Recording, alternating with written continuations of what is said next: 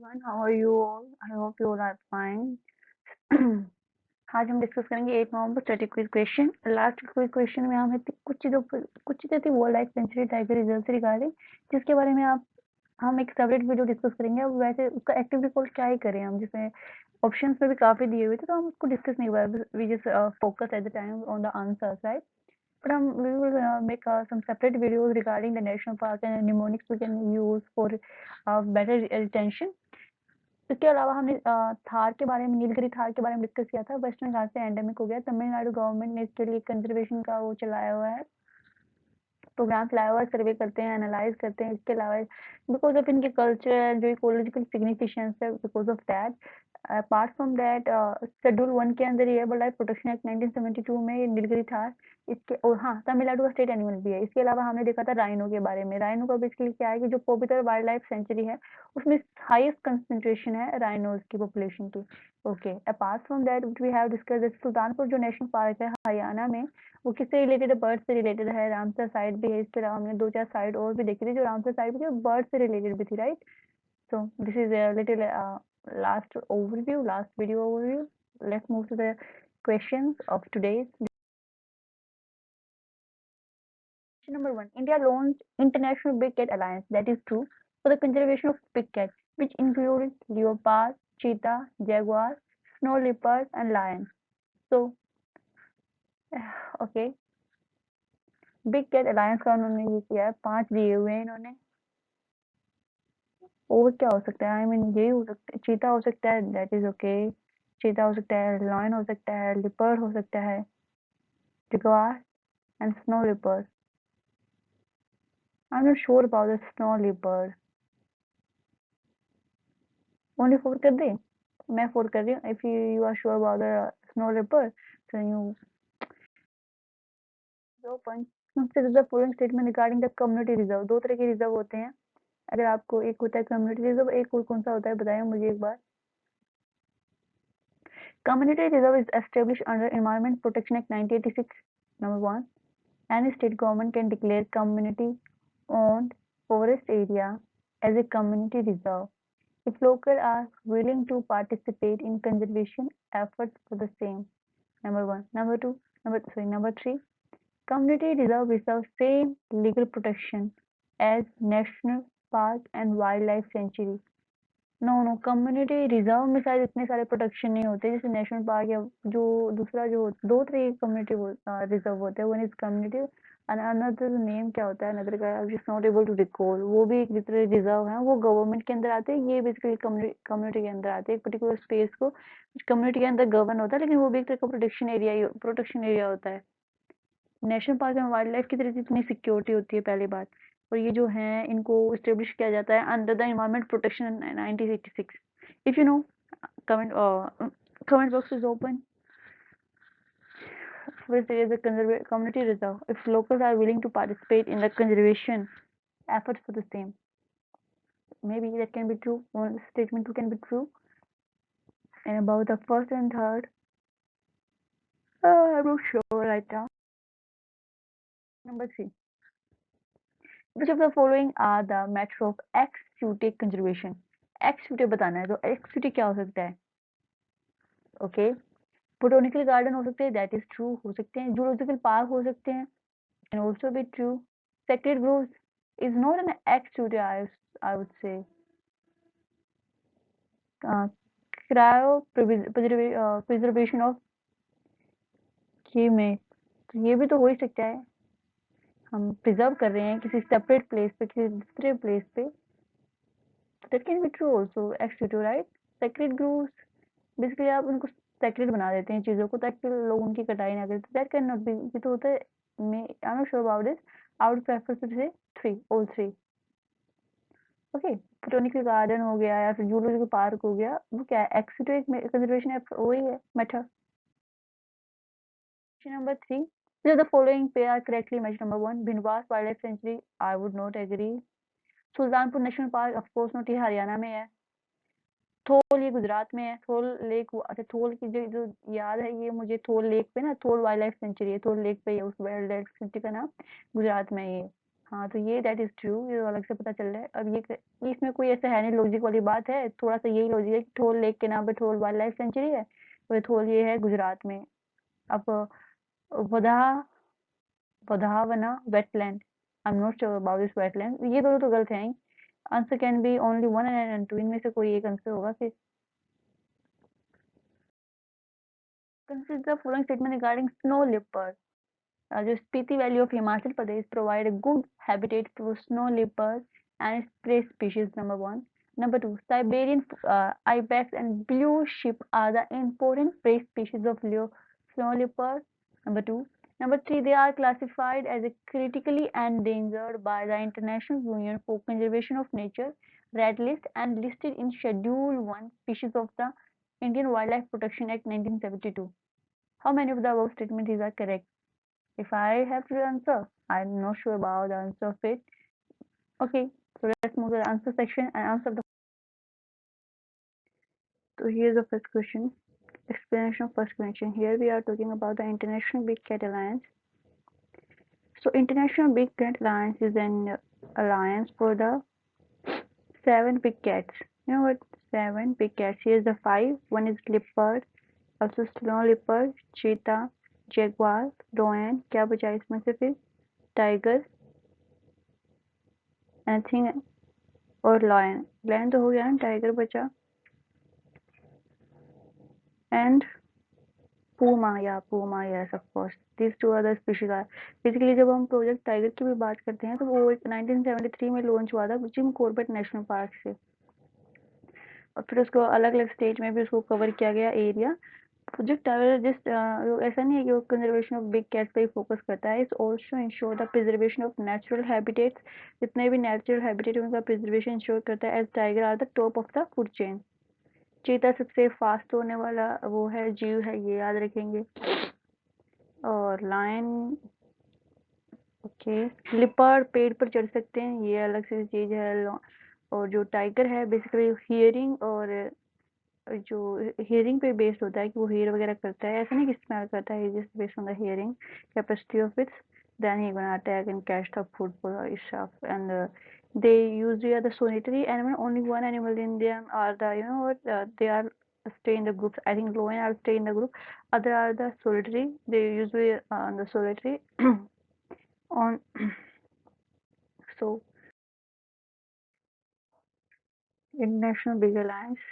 So the 7 big cats, tiger, lion, leopard, snow leopard, puma, jaguar, cheetah, याद रखेंगे ये सारी चीजें। फास्टेस्ट रनिंग एनिमल है ये। इसके अलावा विद इन 3 सेकेंड में 100 तक की स्पीड को कवर कैच कर सकता है। लिपर्ड पेड़ों पे चढ़ सकता है। ये सारे वो जितने भी बिग कैट्स है वो सोलिटरी रहते हैं, एक्सेप्ट लायन ये ग्रुप्स में रहते हैं, lion. So I think that is.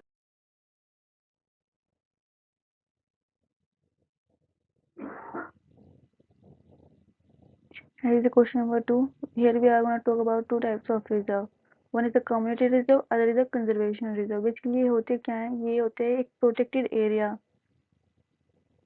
जो एक बफर जोन की तरह एक्ट करता है और एक कनेक्टर की तरह एक्ट करता है,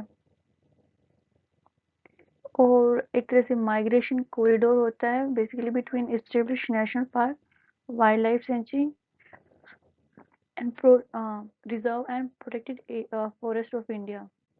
सपोज करो ये नेशनल पार्क है और ये नेशनल पार्क है, तो बेसिकली अगर इनके बीच एक एरिया है, कोई फॉरेस्ट का एरिया है समथिंग लाइक, तो बेसिकली इसको क्या बना देते हैं, या तो अगर this land is owned by the government तो इसको बोल देंगे conservation reserve, and if this land is owned by the private entity then they will make it community reserve.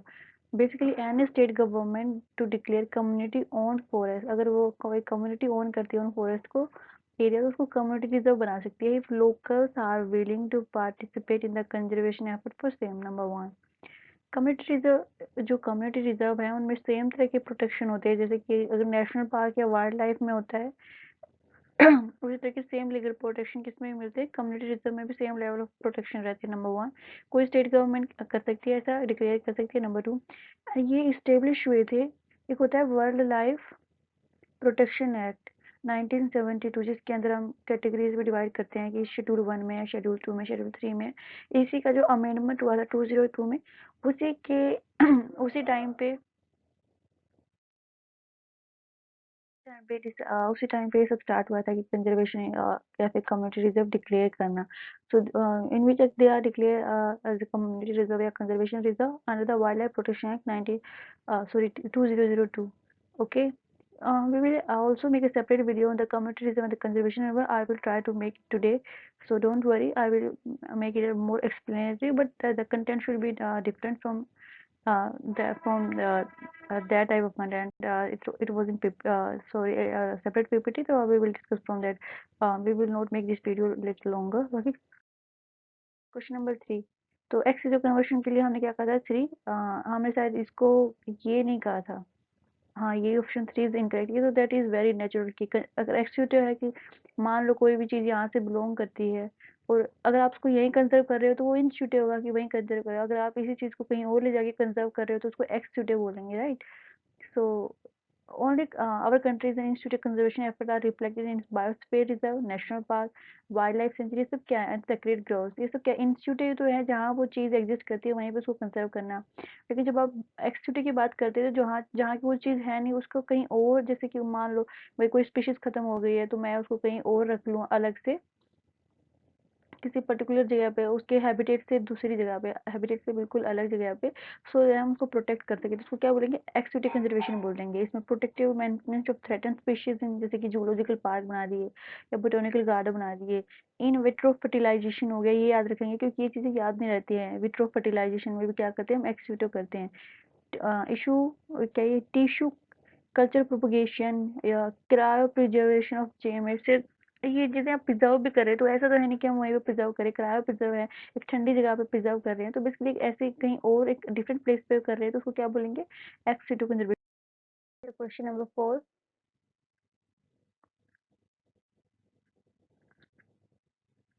तो शायद हमने इसको कहा था कि ये इसमें नहीं है, बट जो ये भिंडवासा जो सॉरी वास जो है ये वाइल्ड लाइफ सेंचुरी वो हरियाणा में ही है। That is it was wrong.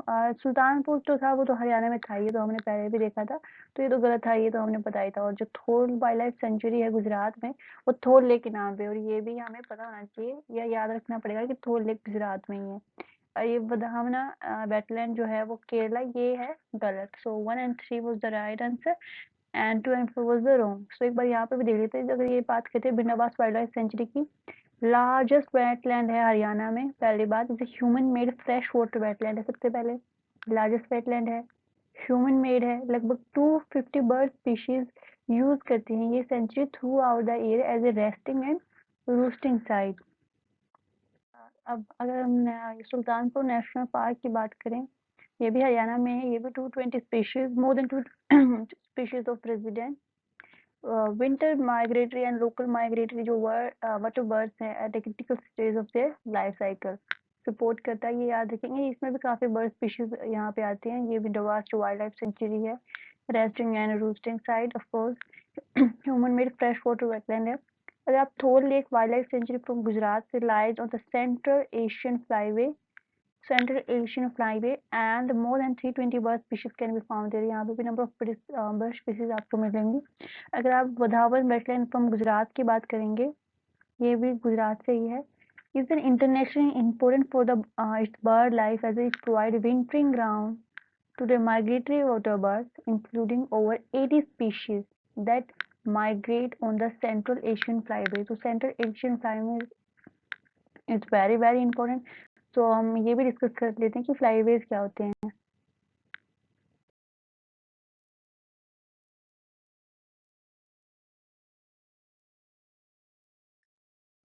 तो इसमें बेसिकली क्या होता है कि जब हम सेंट्रल एशियन फ्लाईवे की बात करते हैं, नंबर ऑफ फ्लाईवे हैं, एक बार आप जाके देख लें। उसमें बेसिकली क्या होता है कि मान लो ये एक बर्ड की स्पीशीज है, ये एक पर्टिकुलर एरिया में एक यहाँ पे रहते हैं। लेकिन क्या होता है कि जैसे कि मान लो कोई भी एक स्पीशीज है, एक पर्टिकुलर इन्वायरमेंट की हैबिचुअल है, तो इन्वायरमेंट तो चेंज होते रहते हैं, समर तो विंटर भी आता है उसके बाद। तो इस वजह से जब इनकी ऐसा होता है ना कि सर्वाइवल थोड़ा टफ हो जाता है, तो ये एक ऐसे प्लेस पे चले जाते हैं जहाँ पे इनका फूड प्रोडक्शन और रिप्रोडक्शन क्या हो सके, इजी वे में हो सके। That's why they migrate from one place to another place, right, for the food, for the shelter, for the reproduction। That's why and the path they use for this migration, जो ये path choose करते हैं migrate करने के लिए from here to one place to another place, उसको ही क्या बोलते हैं, हम फ्लाईवे बोल देते हैं। तो इसलिए ना ऐसे ही काफी सारे उसमें डिवाइड किए, जैसे सेंट्रल एशियन जो फ्लाईवे की जब हम बात करते हैं, एशिया में ही होगा। रशिया के जो आर्कटिक रीजन है, साइबेरिया है, वहां से लेकर इंडिया के नीचे तक का जो एरिया है वो सेंट्रल एशियन फ्लाईवे में ही आता है। तो वहां पे जितने भी बर्ड्स के माइग्रेशन होते हैं उसको उसको इसी में रखा जाता है।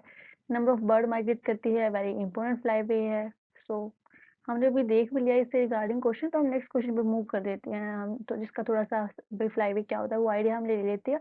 हमने सॉरी ले लिया कि जब बर्ड स्पीशीज में मूव करती हैं एक प्लेस से दूसरे प्लेस के लिए, जब जैसे मान लो यहाँ पे कंडीशन थोड़ी हार्श हो जाए और नॉन ब्रीडिंग या ब्रीडिंग सीजन के हिसाब से भी कभी कभार ये बर्ड्स मूव करती हैं, तो उस हिसाब से फिर वापस अपने वहाँ जो उनका नेचुरल प्लेस है वहाँ पे लौट जाएंगी। That's why. So this is हाँ, फिर उसको जो पाथ वो यूज करते हैं उसी को फ्लाईओवर बोल देते हैं। ये क्वेश्चन नंबर 5 स्नो लेपर्ड के बारे में है। क्या Spiti valley of Himachal Pradesh provide a good habitat for snow leopard and prey species. Snow leopard तो यहाँ पे है। एक तो हमने और भी चीजें देखी जैसे कि स्नो लेपर्ड हो गया, लेपर्ड हो गया, चीता हो गया, टाइगर हो गया, लोयन हो गया। कितने हो गए? ये तो 5 ही हुए। इसमें से पूमा था और क्या था एक, आई थिंक वन वाज इसमें से ना सारे लॉयन सोलिटरी नहीं था, बाकी तो अदर स्पीशीज सोलिटरी थी। और बिग कैट का जो इंटरनेशनल ये बिग कैट का इनिशिएटिव है वो भी इंडिया ने लॉन्च किया था।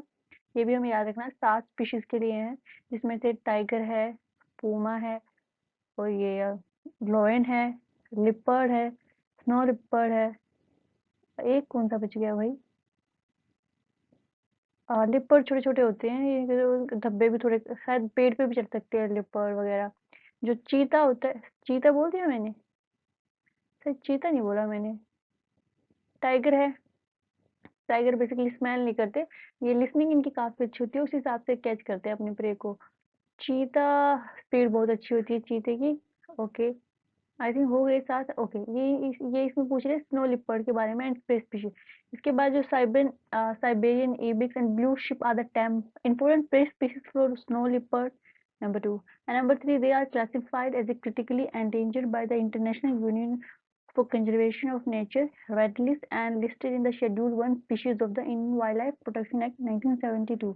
There is no, ये जो है statement third is a incorrect statement and 1 and 2 is a right. थोड़ा एक्सप्लेनेशन देख लेते हैं इसका। जब आप स्नो लिपर्ड की बात करते हैं, स्नो का मतलब है कि ऐसी जगह पे जहाँ पे मतलब जो थोड़ी बर्फीली जगह होंगी वहाँ पे तो ऑफ कोर्स स्नो लिपर्ड मिलेगा। लेकिन अगर आप इसका जनरल एक वो देखें तो अगर हम इंडिया की बात करें तो वैसे तो जैसे कजाकिस्तान हो गया, किर्गिस्तान हो गया, ये चाइना हो गया, इंडिया हो गया, पाकिस्तान हो गया, अफगानिस्तान हो गया, इन सारी कंट्रियों में स्नो लिपर्ड की जो है स्नो लिपर्ड वहाँ पे पाया जाता है। लेकिन आप इंडिया की बात करोगे तो जितने भी ये स्टेट हैं, ये हिमाचल प्रदेश हो गया, उत्तराखंड हिमाचल प्रदेश, उत्तराखंड हो गया, जम्मू एंड कश्मीर हो गया, इसके अलावा जब आप बात करते हैं सिक्किम की हो गया, अरुणाचल प्रदेश, जो ये स्टेट है इनमें भी स्नो लिपर्ड पाए जाते हैं। तो ये इसकी साइबेरियन इपेक्स हो गया या ब्लू शिप हो गया, हिमालयन थार हो गया, ये सारी क्या है जिसपे ये स्नो लिपर्ड डिपेंडेंट है। अगर मान लो भाई कोई ऐसे ये ना हो तो क्या होगा, जितने भी ये हर्बीवोरस हैं जो ये प्लांट्स वगैरह खाते हैं, वो नंबर ऑफ उनकी पॉपुलेशन इंक्रीज कर जाएगी। वो जो भी ये जो है ना वेजिटेशन उसको चेंज कर देंगे, या फिर वहां पे बिल्कुल इसको खत्म कर दे कि हर्बीवोरस हर्बीवोरस रखे और और इसके जो इनके कंज्यूमर है वो है नहीं, तो क्या होगा, हर्बीवोरस की पॉपुलेशन इंक्रीज कर जाएगी। पॉपुलेशन इंक्रीज कर जाएगी तो क्या हो जाएगा, वेजिटेशन को जो वहाँ की पर्टिकुलर वेजिटेशन एरिया है उसको भी, ये जो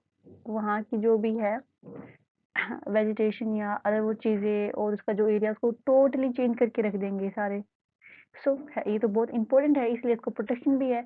लेकिन इसकी ना पोचिंग की वजह से या इसके फर भी जो उनकी भी वो होती है, फर के लिए भी हंटिंग होती है, तो उसके काफ़ी सारे इनिशिएटिव भी लिए गए ताकि इस तरह की जो एक्टिविटी है उसको रिड्यूस कर दिया जाए। लेकिन उस वजह से जो पोचिंग वगैरह हो रही है उसकी वजह से इसकी कैटेगरी कौन सी कैटेगरी में आ गया है, ये आईयूसीएन की रेड लिस्ट के हिसाब से इसको वल्नरेबल कैटेगरी में रखा गया है।